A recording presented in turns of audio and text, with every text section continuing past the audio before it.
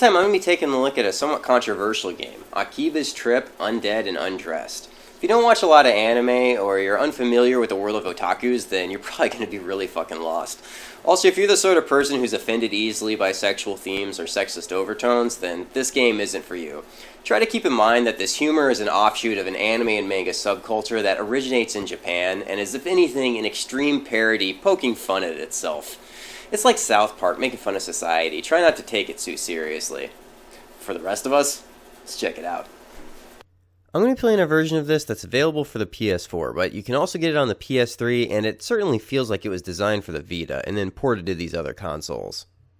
I'm also glad to see that this came with a game manual. That's sort of a feature you don't see very often nowadays, and I kind of miss having it just for the sentiment. Your first time through the game, you'll play as, well, you. After your first playthrough, though, you'll begin to unlock a ton of characters that you can choose from. The basic concept is that you were tricked into signing a contract that allowed an organization to turn you into a synthester, basically a man-made vampire that feeds off of people's energy. Shortly thereafter, you're rescued by a girl named Shizuku, who enters into a blood contract with you that turns you into her Night Eater familiar. The combination of these two mutations saves your life, and it turns you into a person with superhuman powers.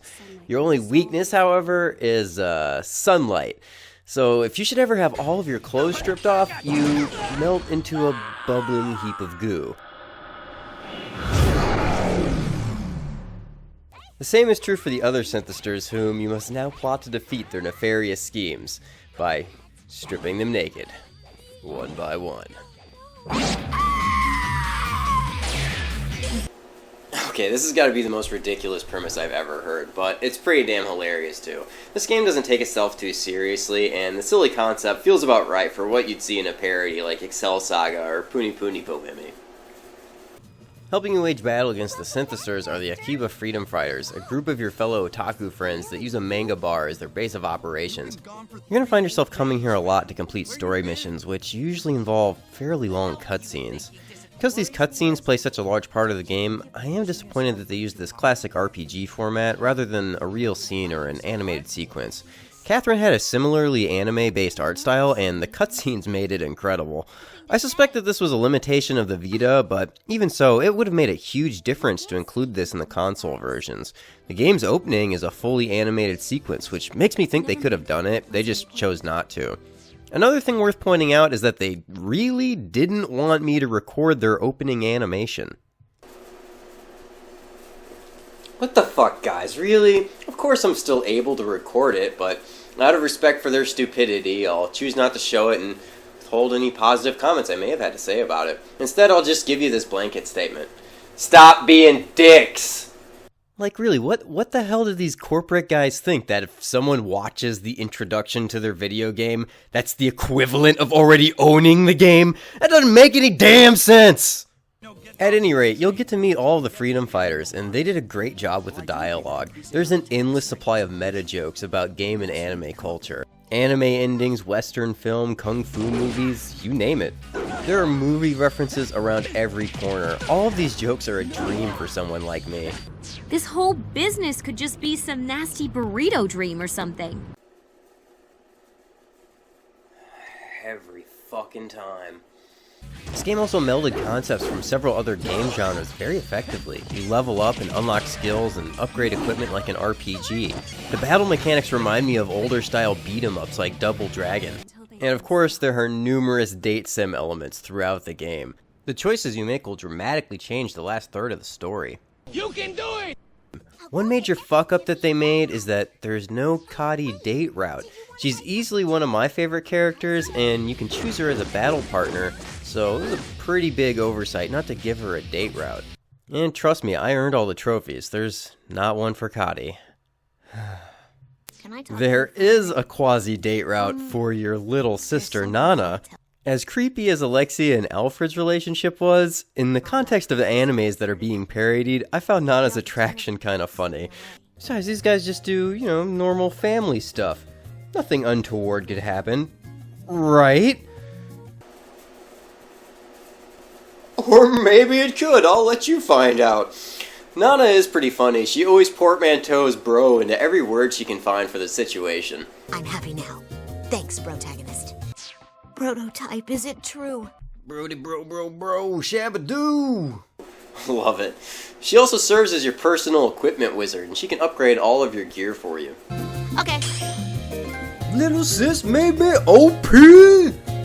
Upgrading your gear costs money, which you can earn by completing side missions, fighting in the battle arena, or from selling items and clothes that you gather off opponents.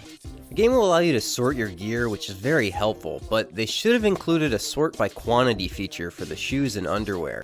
It's just a pain to go through each of these in case you want to have one of each for, you know, when you want to play dress up.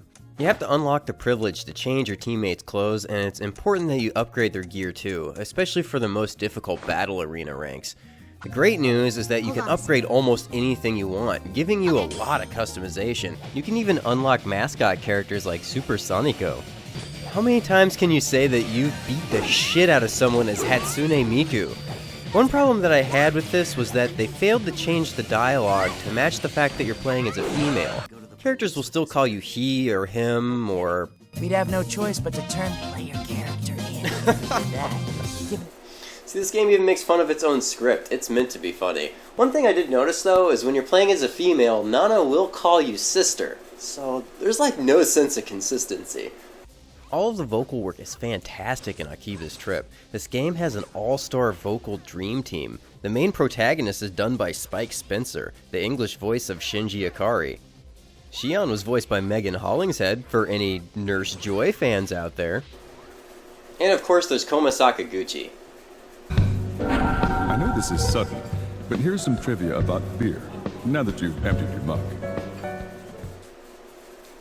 Come on, get out of here. Jameson Price is always a welcome member to the lineup. There's something seductively familiar about Shizuku's voice, too. I could swear I just sensed a wicked notion from you, but no, I'm sure it was nothing. Holy wolf shit! That's Holo! And Moxie! Rena Palencia does a perfect job as Shizuku. There's another voice in this game that's almost a dead ringer for Alice and Keith, though the female otaku voice isn't listed in the credits. Welcome! Thank you very much. Sounds pretty damn close to Keith and Burn Up W. I knew it. I am important to him. But again, they didn't list the additional voices in the credits, so who knows. Of course, I have to mention Richard Epcar, who nails the antagonistic role of Soga.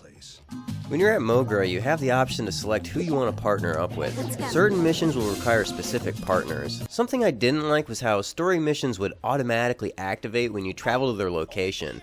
Since some side missions are temporary, you may accidentally fail a mission because of this.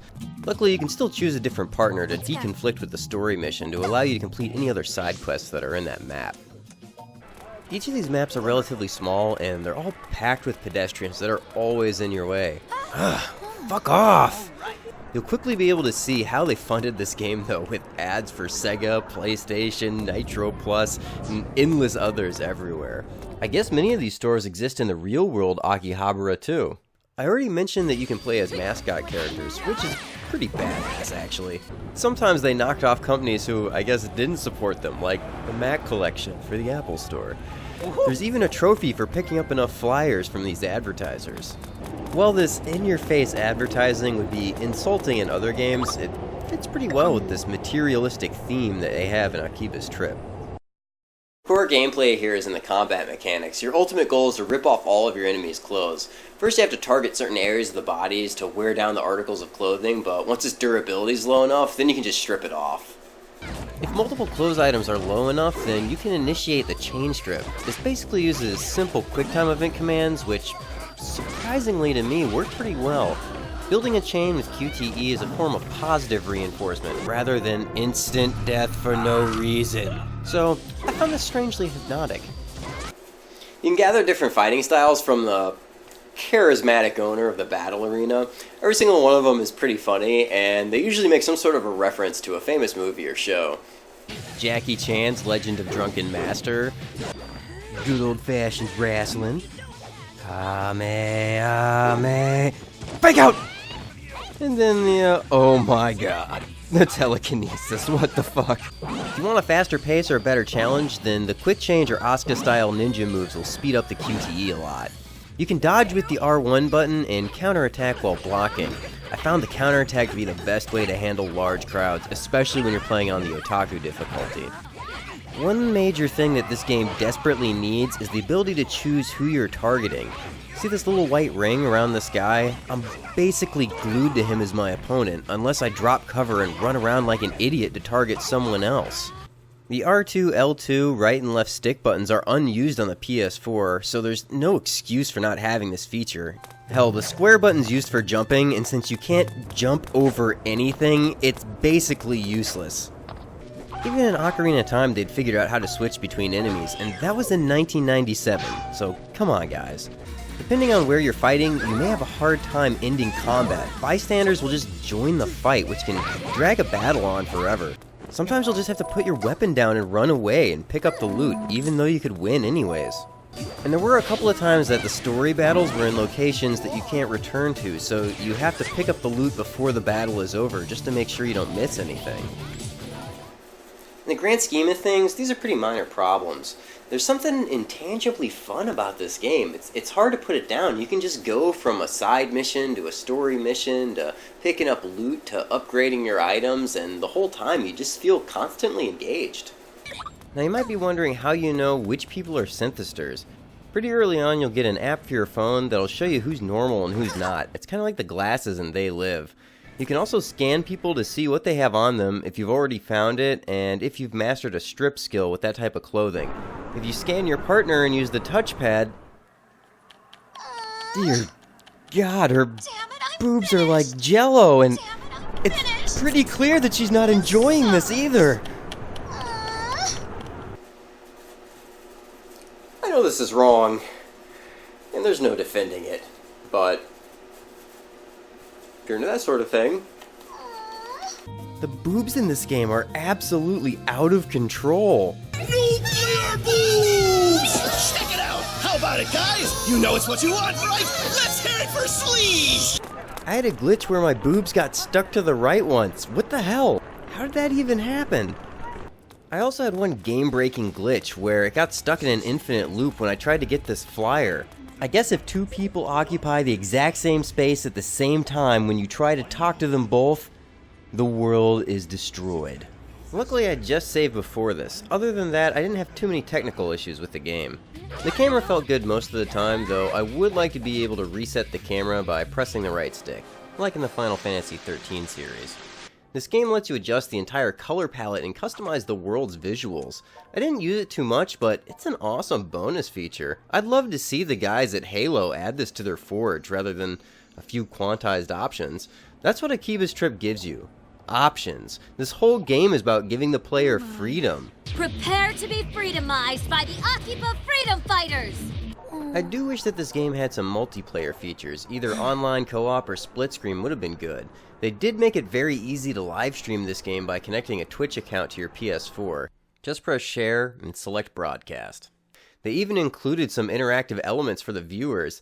Typing in chat commands will have effects in the game. Unfortunately, a lot of people just type all of them at once right down the list, and the join command is what usually gets selected. Accessing internet. There are some strange ones out there too, like the panty tornado. Fuck, why is this guy attacking me? I'm just trying to walk down the street. There's nothing you can't handle, Dingo. Overall, I had a ton of fun with this game. It has a shitload of replay value due to all the unlockables. And again, there's no doubt that this game isn't for everyone. If you're not a fan of raunchy, irreverent comedies, then this game isn't for you. And try to remember that this is a parody of a subculture in Japan which may be very different from your own. The things that Trip does well, it does very well. If you're a fan of over-the-top animes, then you'll get plenty of laughs out of Akiba's Trip, Undead, and Undressed.